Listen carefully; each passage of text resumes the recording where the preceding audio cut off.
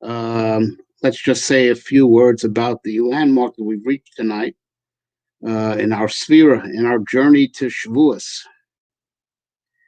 The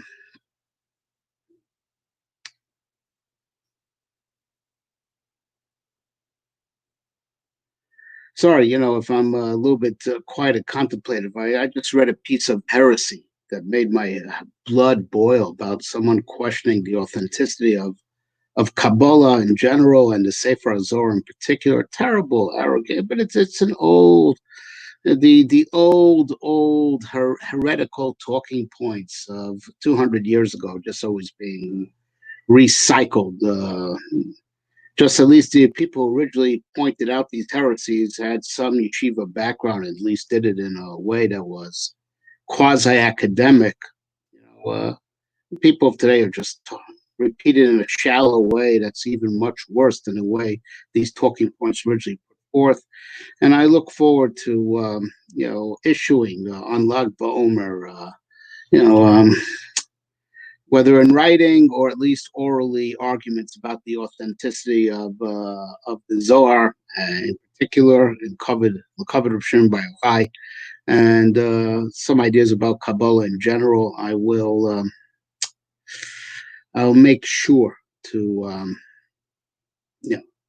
post that on my site, evanshassia.com. Maybe we'll do a live thing right here on this channel. Anyways, but tonight, Pesach Sheni, it's a serious landmark in moving towards Shavuos. And in our sphere reader that we released exactly a week ago, Erev Shabbos, last week.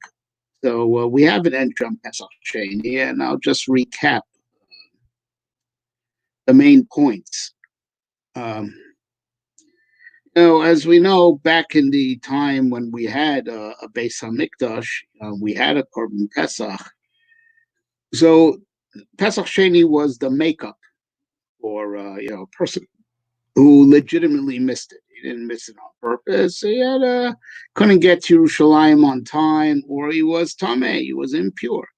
Right? We're not talking about someone who intentionally disregarded it. So it was a makeup attempt. Someone who was tameh o b'derech rechoka. Right? He was impure or far away.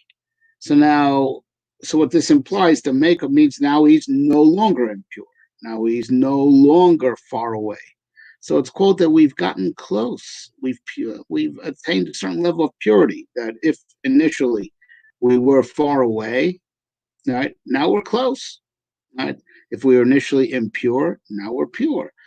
So this is a landmark that we reached, just like it was an opportunity for the person who missed his Korban Pesach, right? We could all tap into the energy of the second chance. You didn't get it right the first time.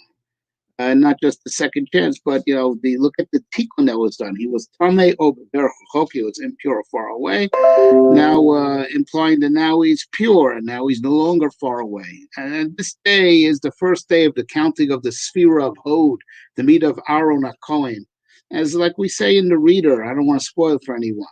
Right, that Aaron was in the Beis Medrash when the people came to Moshe complaining, that we were tameh, we were impure because we were pallbearers, and we didn't get a chance to do the Korban Pesach. So, look at, they had the best excuse in the world. Osik b'mitzvah, potam in a mitzvah. Ones rachmana patre. They had a legitimate excuse, and these people were coming and demanding another chance. They saved money. They saved, they didn't have to buy a sheep, right, or a goat, right? They saved some good money, right, and they didn't want to save money, right? They felt that a real kinship to the Torah, and they felt lacking. Lama nigora? Why should be any less that we can't bring the Korban Pesach? They didn't rejoice in being exempt. They were legitimately exempt. They felt bad about the missed opportunity, right? And that means that shows closeness to the Torah, a love for Torah. And that's the meat of our Kohen, Torah. Aaron, makes us close to the Torah. Aaron, that's his midah, to bring the people close to the Torah. He brings the people close. And that's, during the Omer, it's up to us to get close to Hashem, by our own efforts, purifying ourselves step by step. And the successful coming close to Torah, that Aaron does. Aaron makes that happen for us. That's his special function within the Jewish people. Right? And that's what also says in the verb, Vayikravu, they came close in front of Moshe. Right? Closeness, wanting to feel closeness, right? Closeness to the Torah. Come close. They hated being distant from Hashem. And I guess there's a message in that in our current state of coronavirus. I do not write this in the reader. I wrote my reader, and that it should be something for all times. And we hope that this corona nightmare is not going to repeat itself next year. And I'm embarrassed to say, perhaps we are enjoying, a little bit too much being exempt from going to shul. Right? Legitimate concern. Exempt being from, going to shul on Shabbos, exempt from Kriyas HaTorah, exempt from Chazor Sashatz that makes the davening so much longer. And I'm speaking to myself, and rejoicing in being exempt is counter to the message of Pesach Sheni. These people who are carrying, the coffins, whether it was of Yosef or not of Avihu, they didn't revel in being exempt from a Korban Pesach. Right? They were upset and they wanted to make up that lack of intimacy. And that shows closeness to the Torah, kinship with the Torah. Why should we be any less? Why should we be lacking? So close is their connection to Kedusha and Avodas Hashem that, even if they had a legitimate excuse why they're being denied that opportunity, they wouldn't have it. They could have, enjoyed saving the time and effort and money. No, they wouldn't have it. And I guess that's a lesson for us, I must say, in our current situation. Do we feel bad that we can't daven with them? Or are we enjoying the freedom? I'm speaking to myself. Right? Davening could obviously take much less of a time if you do it without a minyan, and you can do it at your own pace and when you feel like it, within reason, to keep within the Zmanei Tefillah, right? And how about not having to hear Kriyas HaTorah, right? It's are we enjoying this, or we should be screaming, Lama Nigara Ribar Shalom, right? Don't deny us these mitzvahs. We want to serve you. We want closeness with you. The Beis HaKnesses is where the Shechina is, right? So whatever the Jewish people gather there. So the Shechina comes and dwells there. We want to be close to you, right? And so if we're really going to be, in step with Pesach Sheni, right, and what it represents hitting a landmark of attaining closeness to Hashem. We were previously distant, now we're close, right? So that's the landmark it represents. Are we real with that? Are we really close? Close means to be missing him, be missing our intimacy with him. So they were missing Korban Pesach and everything that it represents. Are we missing shul? Are we missing yeshiva? Right? So that's a question we have to ask ourselves on this Pesach Sheni. As we're going to, if you have some matzah left over, have some matzah, right? But that the celebration should be one that's genuine, we also have to scream, Ribono Shel Olam, Lama Nigara, why should we be any less? Why are you denying us the opportunity to go to shul, daven with a minyan, where, because in all those cases, you're there, your Shechina's there, right? Why are you denying us that, Ribono Shel Olam? So, so to be in step with the day, I think we should be screaming Lama Nigora and demand that Kosh will just take this corona nightmare away. Okay. What are the means to find a meaningful prayer? Okay. Well, okay. There's two things over here. Right. Now, first of all, right, to pray is to be in contact with HaKadosh Baruch Hu. Now, that's what it is. And that's why there's an interesting halacha. That's according to the Rambam, it seems to be biblical, right? It's married to one halacha in Hilchos Tefillah, aside from the raw obligation. According to the Rambam, it's biblical. You're biblically obligated to daven. The rabbis just said, the times and gave us the nusach. Right? But the Rambam Chita is that we are biblically obligated to daven, but it seems that it's already, it seems to be biblical that you're supposed to face wherever the Beis Hamikdash is, wherever it is in the world. That's where you're supposed to. It's because your tefillah is to turn to Hashem. Turn to Hashem. That is the meaning of prayer. Right? So now happens to be right that that to turn to Hashem is also to turn to Him as the Master of the universe and He who creates and provides all. And that's why we Chazal make us demand that we ask Hashem for whatever we need. Right? And we are very needy, aren't we? Right? So it's, because that's what it means to turn to Hashem. You have to turn to Him and acknowledge Him for who He is, the creator and provider. So that's what it means to turn to Him. So we have, and I'm speaking to myself also, we have to realize, in the words of the Kuzri, in the words of the Derech Hashem, the Ramchal, when we daven, we are turning away from this world and our mundane existence, which generally is to run around just trying to procure our needs, and we turn away from all that and turn towards Hashem, and we do it with a complete heart. They're saying, Ribbono Shel Olam, my needs come from you. You provide. So that means that even the aspect of us that wants these needs, like, our body, that, we need our sustenance.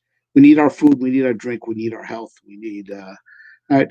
We could turn that aspect of ourselves towards God also, to be totally focused at Him, right? Because He's the provider of all these things. Why do you want to get it through intermediaries? Get it directly from the source. So we have to be real with that prayer is liberating from this world, to go back to the Creator, and you could go back to the Creator fully, because even your drives and your physical needs, you'll turn that towards Him also. Ribbono Shel Olam, you're the source of all. I want to get it directly from you. Yeah? The thing is that because of the power of prayer, that it sustains the whole world. Because if, God forbid, people wouldn't pray, if we wouldn't turn towards God, the world would start getting depleted. You'd eat fruit, and no new fruit would grow to replace it. Right? Because if you're not asking God for it, He's not going to give. You don't ask, He doesn't give. Right? So we deplete the world, and nothing would would grow to replace what was depleted. Right? So for that reason, Chazal institutionalized prayer that guarantee that you're asking for all the things the universe needs. Sometimes, you don't really know what's good for you. You don't really know what's good for the world. You know what you want, but that may not be what's good for you. And what's good for you may not be good for the world. It may not be in sync with the universal good. So that's the point of why it gave us formalized prayer. Now, it seems like a terrible drag because you're saying these things that you're not motivated to say, but we have to get real with why Chazal instituted it, right? Because we know now that we're asking for all the right things, for us, for the whole universe, and for all time. And we have to get real with that to, appreciate prayer. And the Sforim say that the snake, when he was cursed, you're going to eat dirt. One could argue that that's a blessing, not in the sense that snakes never have to going to search, never going to have to search for food. His food is always there wherever he is. So much so that the Gemara says in Brachas that if you see a snake in your dream, yeah, you'll know your livelihood is guaranteed. Why? Because just like a snake, he has sustenance wherever he is because he eats dirt. Huh? So what's so terrible about that? Right? So much so, the snake in a dream is the symbol of financial security. Right? So the Svarim explained, yeah, you know what the terrible curse the snake has. Because listen, if he eats dirt, he probably enjoys it. Right? People might go, well, the curse says that dirt doesn't taste good. Well, the snake it does. If it's the only food he knows. Right? If anything that takes away your hunger, it's pretty tasty. When you're hungry, everything tastes good. Right? No, the real curse of the snake, this form explained, is that he'll never ever have to daven because he always has his life in front of him. And you see, Hashem actually sends us needs to make us daven, right? To remind us that there is a master of the universe who is the source of all life, and really, prayer is its own reward, right? We think we daven, to get what we need, but the truth is we have needs that prompt us to daven. This Chazal say that walama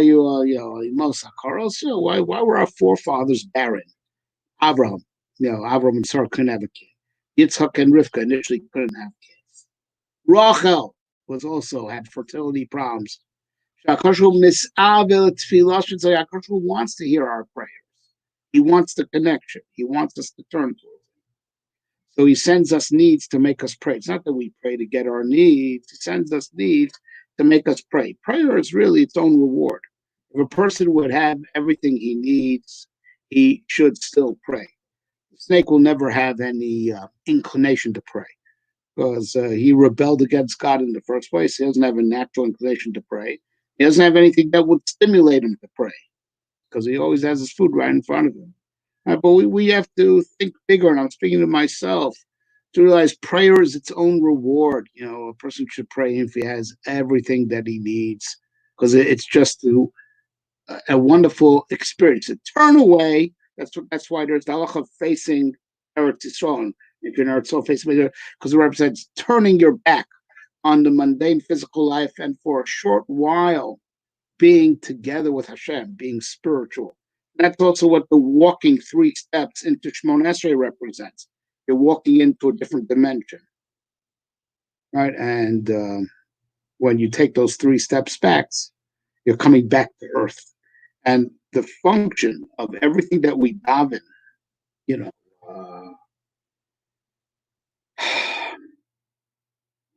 the function of everything we daven after Shemona Esrei is all for the purpose in internalizing the experience that we had when we were in front of our Kodesh Baruch Hu.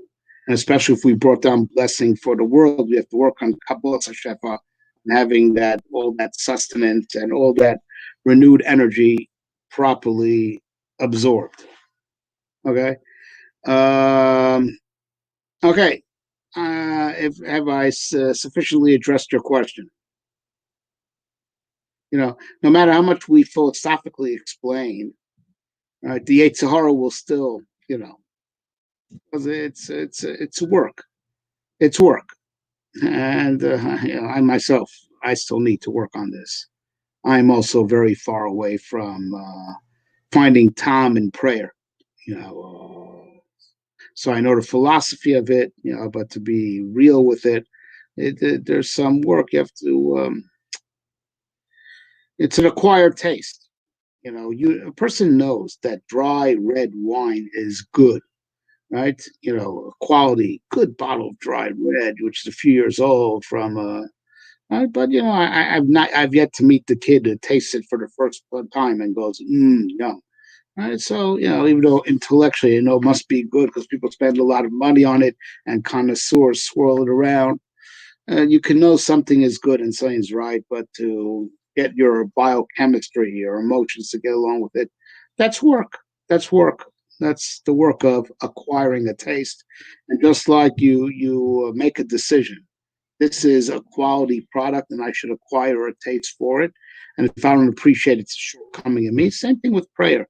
So it's like fine red wine, you know, and it's a wonderful thing. And if you're not appreciating it, it's because you haven't acquired a taste for it. And like I said, the intellectual acknowledgement that something is good could run far ahead of the emotions and the how the body and the emotions react. Right, so we have to do the avoda of acquiring a taste. Same thing with Torah learning. Okay, looks like you're dominating the field. You have another question. This is your moment. Doesn't seem to be anyone else in the room right now. Go ahead. Hit me with another question. I'm all yours.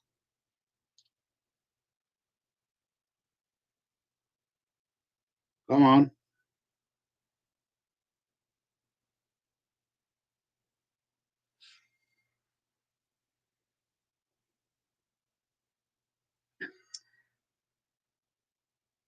What's the issue between Torah and prayer? Okay, excellent question. The Nefesh Chaim talks about this at great length in a few places. The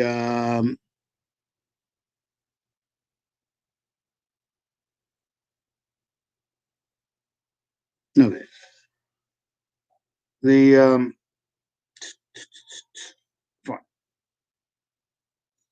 Torah is reality itself, right?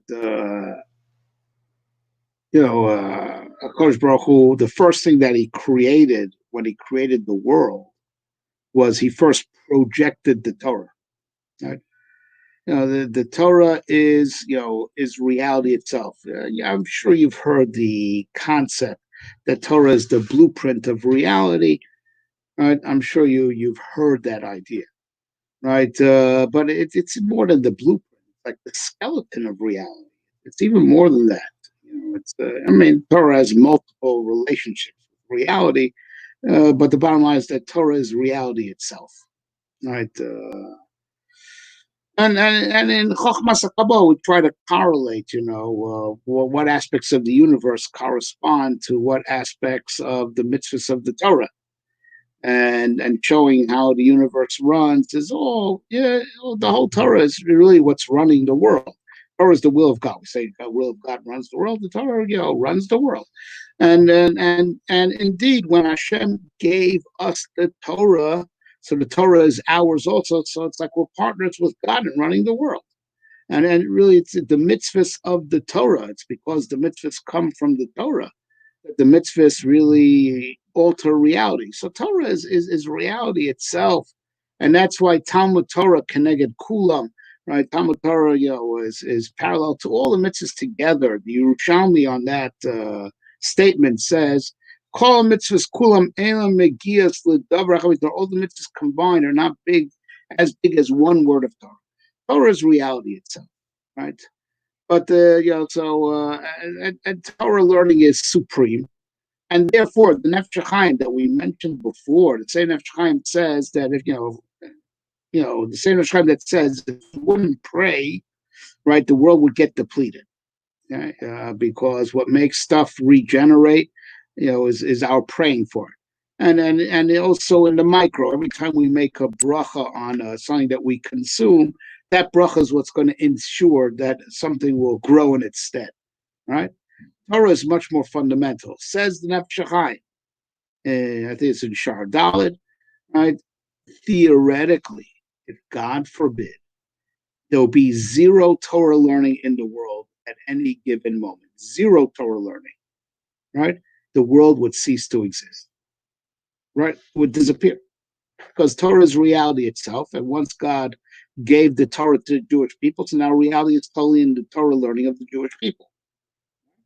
Except that says Nefesh Chaim, thank God that never happens. And to ensure that never happens, that's why when we got a little bit less zealous about our Torah study. So God scattered us throughout the world. So we live in different time zones. So scattered throughout different time zones, there will always be someone learning Torah. And by the way, in his own yeshiva, Volozhin, there was a rotation, that there should be 24-hour learning. So there were rotations of students, had to take on, everyone had their turn that came to learn in the wee hours of the morning, in these, midnight, post midnight, crack of dawn. There should always be learning in the yeshiva in Volozhin. Okay. So Torah is reality itself. But now God gave us the Torah because we're going to keep the mitzvahs. Not, the angels, as you know, Shabbos is coming, and the famous Chazal, the angels who wanted the Torah for themselves. They wanted it for themselves.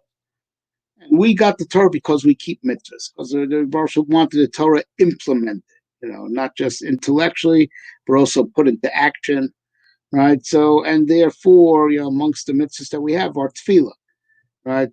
But even if you go like the Ramban that holds that there's no biblical obligation to daven, right? You daven when you want to.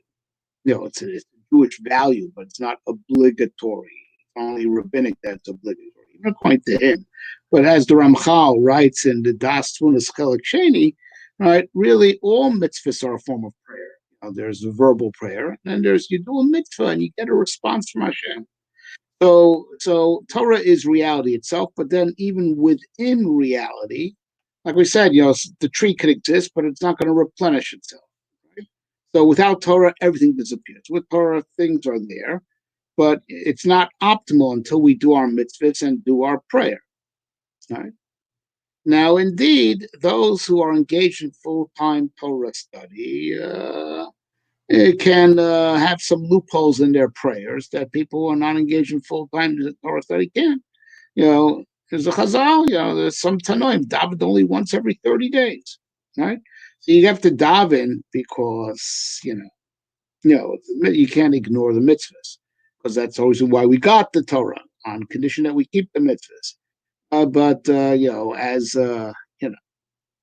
the Torah learning is supreme, it is more essential for the existence of reality than mitzvahs, which include tefillah. So those who are engaged in full-time Torah study, we cut them some slack as far as davening, right? But no one's on that level anymore. So everyone has to carry the dual share. But I hope this explains it. The tefillah is to optimize reality. Torah is reality itself, right? And this is the standard, yeshivish or litvisha approach to the issue. Okay, now if we have, right. All right, fine. Now, the four worlds of the Kabbalists. So there's a little bit of a misconception about this. There's really infinite worlds, infinite worlds, right? So these, except that we talk about four worlds, even though hanging on those four worlds are infinite, and there are also worlds above those four worlds. Those four worlds are the operating system of Olam Hazeh, of this world. As it were, the operate, I should say, it's the central operating system. I'm quoting from Ramchal and Klach. Those four universes are the central operating system, but they're infinite worlds, more than anyone can count, that are, as it were, branch out and run parallel. So those four worlds are the central column, central operate of this world, meaning Olam Habo, we're going to go after the resurrection, is even above those four worlds. The four worlds are the operating system of our current reality here. It's four universes, but there are infinite universes, not just currently superimposed around those four. Those four are just the central system, right? But there's even infinite worlds above them, which are the worlds that we will get a taste of when we, at the time when we go to Olam Haba. Right? And that's the point, because these four worlds are right here, here and now, they're part of the operating system of this world. So actually, prayer has parts that correspond to those four worlds because they're the operating system of the here and now, and prayer is for the here and now. So I'm just going to say this once. It is a very long discussion, but also Nefesh Chaim does a pretty good job of introducing these four worlds in Shar Aleph, and also the Derech Hashem in the Kavonis of Tefillah, in the fourth section, in the chapter, in the more detailed chapter on the order of the day and the Tefillah, and really the four parts of Shachris, which is our longest prayer, because Shachris is we do the bulk of the work at the beginning of the day of bringing blessing into the universe.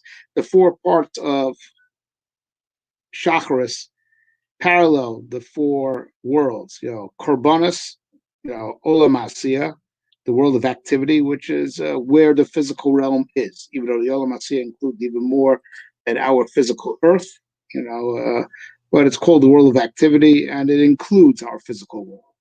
Right?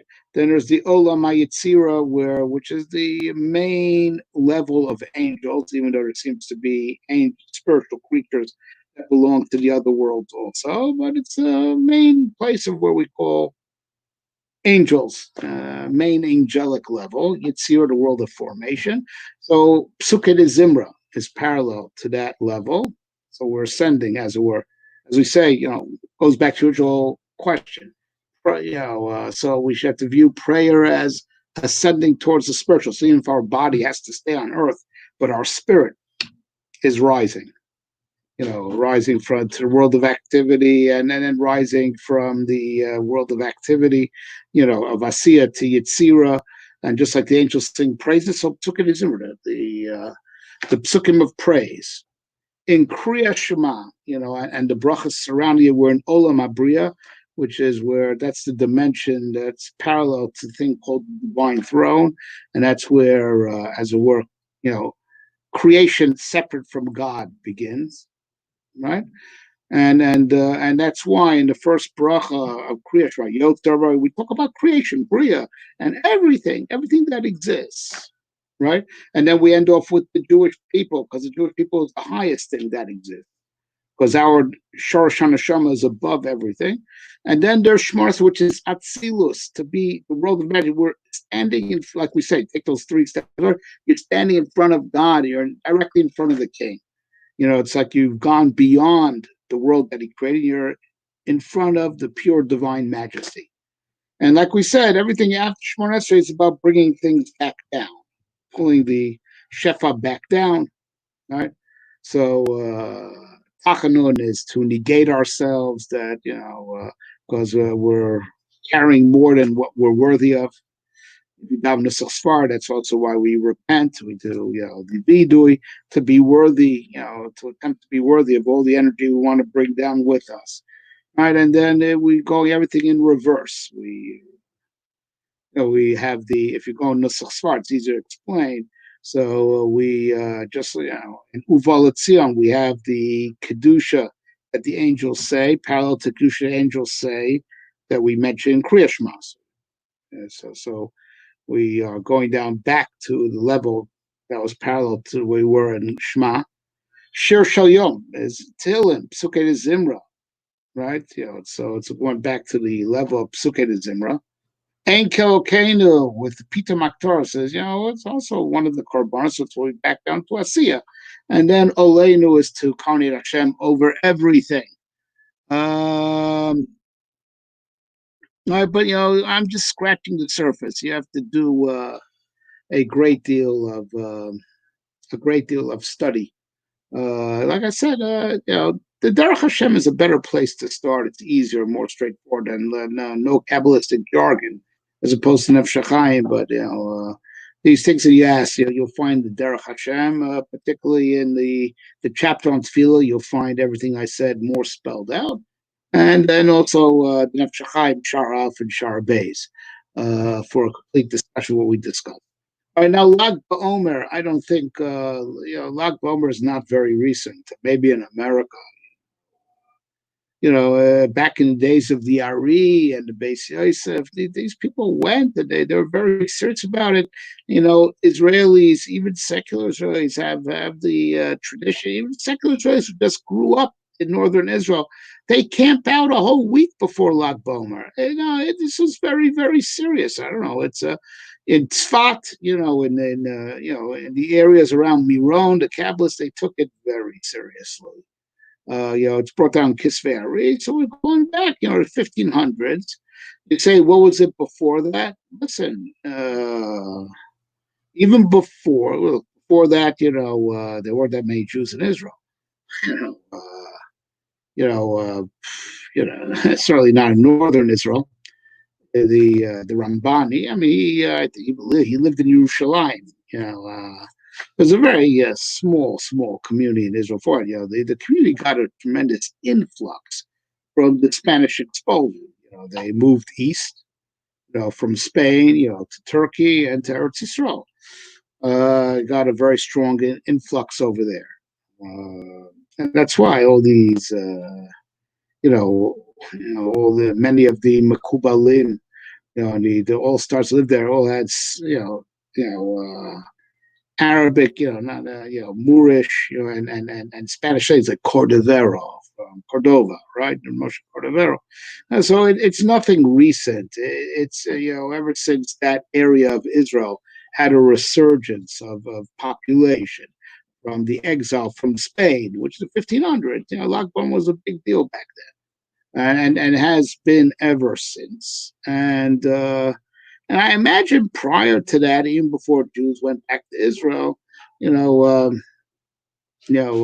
Ramah brings in Shulchan Aruch, and Ramah lived about the same time. He lived in outside that. It's a day of a little bit of joy, because the Talmidei Akiva stopped dying. So it's I don't if the Ramah is not the one who made it up. So if the Ramah brings it, and the Ramah is from that time, and Ramah brings it in the Shulchan Aruch, so it was going on beforehand. So it's at least 500-600 years old, and I'm sure it didn't start back then either. The significance of Lag Bomer. Did you get my reader? I've the chapter 5 of the reader I put out this last Friday. It's available on my website, evanshasir.com. I have a very long chapter on Lag Bomer, so it's all represented over there. But like I said at the beginning of this session, before you were in the room, I will, because of something that made my blood boil, I will also on Lag Bomer itself, do stuff on this channel. Aside from, I have plenty of stuff on my website about Lag Bomer that you could go and read about. But it's more than 500 years old. The whole thing. Maybe in America, it's only people have become more aware of it recently, past few decades. And because what was Lag Bomer when I was a kid? Well, they gave us half a day off from school out to play in the park. It just it wasn't a big thing in America, but then you have a couple of generations of people that learned in Israel. In Israel, it is a big deal. So it finally caught on over here. Okay, what else? What else?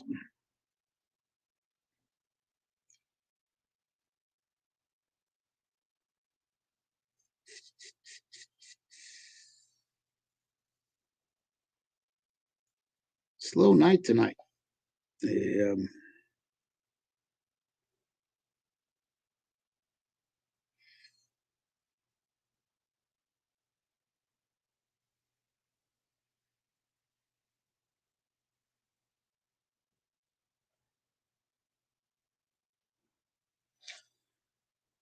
yes, everyone's must be rejoicing in the fact that the Department of Justice recommends dropping the charges against Michael Flynn, General Flynn. Yeah, it's good. Hopefully, that's a good sign about, in general, things about to get better. Because all calamities in the world are because of a lack of justice. Uh, It's the minimal thing Hashem expects from us, and it even expects from the nations of the world. Justice. When justice is perverted, was by the Mabul, lo nechtam gzar dinam ela gezel. The Rebbe was willing to forego all the promiscuity, forego, and what sealed their fate that they needed to be destroyed is death. Who wants mishpah, who wants justice. So if the Justice Department is waking up, and bringing real justice, sticking up for the innocent. Another thing is a woman was just put in jail for opening up her hairdressery, and the judge wanted to force her to apologize for that in Texas. And, the Supreme Court of Texas, so he threw her in jail because she refused to apologize for supporting her children. Right? Sick guy, that judge. Right? It was a perversion of justice. We have mamish, the judges of stone here. The judges who pervert justice. Right? And then the Supreme Court of Texas, restored justice and had her released from jail. Throw a person in jail for, opening a hair salon to support her children, and she was practicing social distancing.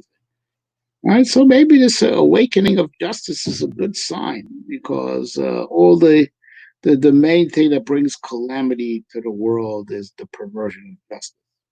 Right? What is the main test for this generation? Well, I don't know if there is a main test. I don't think it's one thing. I don't think it necessarily ever was just one thing. As I also would they say why a certain generation had a calamity. So Chazal themselves say different things. Anyway, you have to be a prophet to you have to be a prophet to adequately answer that question. Our problems are numerous and diverse. I really don't think there's any one thing or one central thing, that I could think of, that, what do you mean? We have so many problems. And so your question is assuming that there is like one main problem that if we fix that, everything else is fixed by and large. The rest is just details.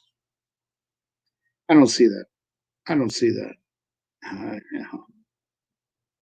It's hard to say. I have nothing to, I don't have an answer for you, but I don't think the question is legitimate. I think that our challenges are very numerous and diverse. Okay, next question. Otherwise, we'll call it a night. I'll tell you why we call it night. It's not like I could sit and share my thoughts, but I do have a holy mission. Someone sent me a very disturbing article about someone who questioning the authenticity of the Zohar. That's really from Shem Bar Yochai, or at least from his base medrash, or questioning, the validity of whole Chochmas Kabbalah. Really sickening, really heart wrenching, terrible, terrible thing. So I would like to already commence on helping a good friend of mine pen a response to it. So if we have no more questions, if there are questions, we'll stay in the room. If not, we'll call it a night. So last call for questions.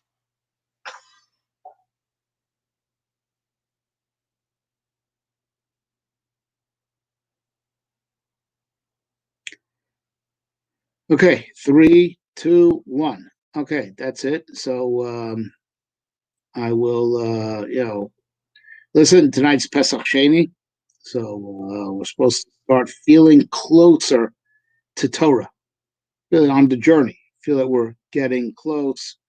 And like I said, the litmus test of feeling close is to feel terrible if you're far away. Feel terrible if you're denied being able to do mitzvahs, or do mitzvahs perfectly, like daven with a minyan.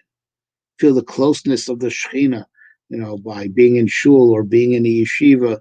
So Rosh should help. If Pesach, if we're going to be real with Pesach Sheni, we have to work on acquiring a taste of someone nafshi lelokim lekelchai, my thirst to Hashem, to the living God.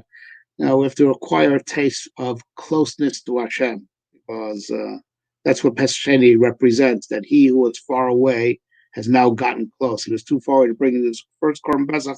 Now he's close enough to bring a Korban Pesach. It's getting close.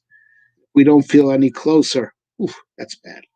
Okay, so I wish everyone a good night and a good Shabbos. And for whatever reason, I see it was a slow night tonight, but we'll be on the air again, 10:30, Motzei Shabbos. See you then. Everyone have a wonderful Shabbos. And go to my site, evetjasia.com. Plenty of parsha sheets on this week's parsha. Plenty of audios. There are videos. There's so much material there. Go take advantage and enjoy. Have a wonderful Shabbos.